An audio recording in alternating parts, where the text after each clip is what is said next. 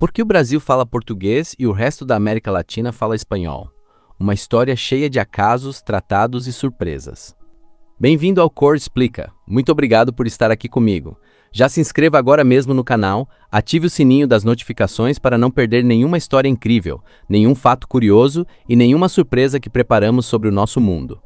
Inscreva-se, é totalmente grátis e vem comigo descobrir coisas que muita gente nunca parou para pensar. Quando olhamos para o mapa da América do Sul, reparamos logo numa coisa muito estranha. Quase todos os países falam espanhol, da Argentina à Colômbia, do Chile ao México. Mas ali, no lado leste, existe um território imenso, maior que todo o resto da Europa junto, onde se fala português, o Brasil. Muitas pessoas pensam que isso é algo óbvio, que sempre foi assim, ou que foi apenas porque portugueses e espanhóis chegaram por terras diferentes. Mas a verdade é que esta história é cheia de coincidências, acordos secretos, erros de navegação, reis que mudaram ideias, fronteiras que foram desenhadas antes mesmo de alguém saber o que existia por ali, e até acontecimentos que parecem pura sorte ou azar. E o mais curioso de tudo, se tivesse acontecido só uma coisinha diferente há 500 anos, hoje o Brasil podia muito bem falar espanhol, ou metade da América do Sul podia falar português, ou talvez nenhuma das duas línguas. Vamos contar tudo o que realmente aconteceu, desvendar mitos, mostrar fatos que pouca gente conhece e entender por que essa diferença existe mesmo, sem precisar de assuntos complicados ou polêmicos, apenas a história cheia de curiosidades que tornou a América Latina assim como conhecemos hoje. Vamos lá? Primeiro, o mundo foi dividido antes de ser descoberto. No final do século XV, o mundo conhecido na Europa era muito pequeno. Todos sabiam da Europa, da Ásia e de partes de África, mas ninguém fazia ideia de que existiam as Américas. Mesmo assim, Portugal e Espanha já andavam em discussão sobre quem tinha direito a navegar e conquistar terras novas. Para acabar com a briga, pediram ao Papa para decidir. Em 1494, 2 anos depois da viagem de Colombo, os dois países assinaram um acordo chamado Tratado de Tordesilhas. E o mais incrível de tudo, eles desenharam uma linha imaginária no meio do Oceano Atlântico, sem nunca ter pisado em nenhuma terra da América. A linha foi colocada a cerca de 370 léguas a oeste de Cabo Verde. Tudo que ficasse a leste da linha pertencia a Portugal. Tudo que ficasse a oeste pertencia à Espanha. Mas aqui começa a primeira grande curiosidade. Ninguém sabia ao certo quanto era uma légua, nem onde exatamente passava essa linha. Os navegadores da época não tinham relógios precisos nem GPS. Era quase impossível medir a longitude no mar. Por isso, a linha foi desenhada com uma margem de erro enorme. Podia estar 200, 300 quilômetros mais para este ou mais para oeste. E foi justamente esse erro que deu a Portugal a faixa de terra onde mais tarde iria nascer o Brasil. Se a linha tivesse sido desenhada só um pouco mais para a direita, todo o território brasileiro teria ficado do lado da Espanha. Por que foi o Brasil e não outra terra? Muitas pessoas pensam que Cabral chegou aqui por acidente, desviando-se da rota para a Índia. E isso é mesmo verdade, mas há detalhes incríveis que quase ninguém conta. Em 1500, Pedro Álvares Cabral saiu de Portugal com uma frota de 13 navios rumo à Ásia. Desviou-se muito para o oeste no Atlântico, provavelmente para evitar tempestades ou correntes fortes, e acabou avistando terra no dia 22 de abril. O curioso é que, antes mesmo de Cabral, há registros de que outros navegadores, inclusive espanhóis, já tinham visto essas terras, mas não deram importância. Como na época só interessavam terras que tivessem ouro, prata ou especiarias, pensaram que ali era só uma ilha grande e sem valor, e seguiram viagem. Cabral reivindicou a terra para Portugal, deu-lhe o nome de Ilha de Vera Cruz, e só 2 anos depois perceberam que não era uma ilha, mas sim uma parte de um continente imenso. E tem mais uma curiosidade surpreendente.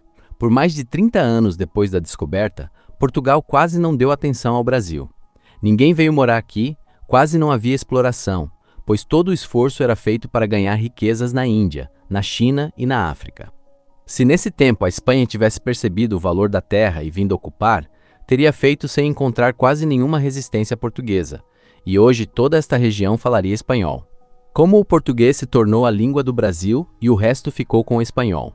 Quando os portugueses começaram a ocupar o território, aqui já viviam milhões de povos indígenas, que falavam mais de 1000 línguas diferentes. Depois, chegaram milhões de africanos trazidos para o trabalho, que também falavam dezenas de línguas próprias. O português não foi a língua única logo no início. Durante muito tempo, falavam-se misturas de línguas, dialetos locais, e cada região tinha o seu jeito de falar. Aqui aparece outra curiosidade muito especial. Foi só no século XVIII, mais de 250 anos depois da chegada dos portugueses, que o Marquês de Pombal obrigou que se falasse apenas o português em todo o território, proibindo as outras línguas. Até essa data, muitas pessoas falavam apenas as línguas dos povos originais ou misturas com elas. Do outro lado, nas terras que ficaram para a Espanha, a história seguiu outro caminho. Os espanhóis encontraram rapidamente os impérios dos astecas, incas e maias, que tinham muito ouro e prata, e começaram a ocupar e organizar essas terras muito antes. Eles impuseram a sua língua cedo e espalharam-na por toda parte.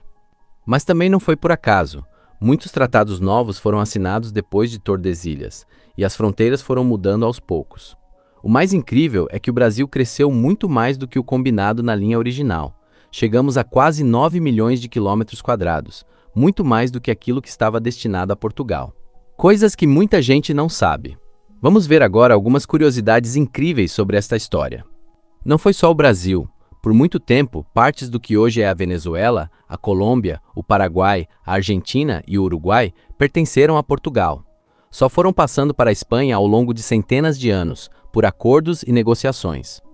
Há pequenas regiões na América do Sul, fora do Brasil, onde ainda se fala português ou dialetos parecidos, como nas fronteiras com a Guiana Francesa, o Uruguai e a Argentina, resultado de pessoas que mudaram de lado quando as fronteiras ainda não estavam definidas.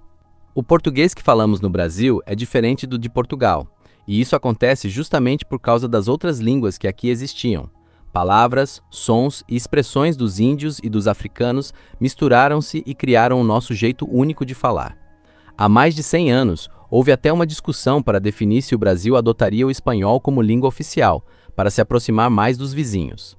A ideia foi discutida por políticos, mas acabou nunca sendo aprovada. E o mais curioso de tudo, se Colombo tivesse chegado primeiro ao Brasil, em vez de às ilhas do Caribe, provavelmente toda a América Latina falaria espanhol hoje. E por que dizem América Latina?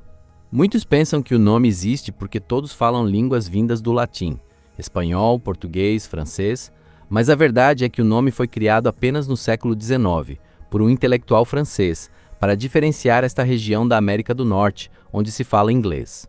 O Brasil faz parte da América Latina sim, mas é o único de dimensão tão grande com a língua portuguesa. Há outros pequenos territórios que falam português, como o Suriname durante alguns anos, mas nenhum ficou como o nosso. Viu como uma coisa que parece tão simples e óbvia tem uma história cheia de acasos, decisões tomadas por reis que nunca viram o mapa, erros de cálculo, viagens que saíram do combinado e muita curiosidade? Se um tratado tivesse sido desenhado diferente, se um navegador tivesse seguido outro caminho, se um rei tivesse tomado outra decisão, hoje tudo seria diferente. E o melhor de tudo, estas histórias existem por todo lado, em cada canto do mundo, em cada detalhe que olhamos no mapa. É isso que trazemos aqui no Cor Explica. Fatos incríveis, histórias curiosas e explicações claras sobre tudo o que nos rodeia. Não se esqueça, inscreva-se já no Cor Explica, ative o sininho para receber todas as novidades, deixe o seu gostei se gostou desta história e diga aí nos comentários qual curiosidade mais te surpreendeu. Obrigado por acompanhar até aqui e até o próximo vídeo.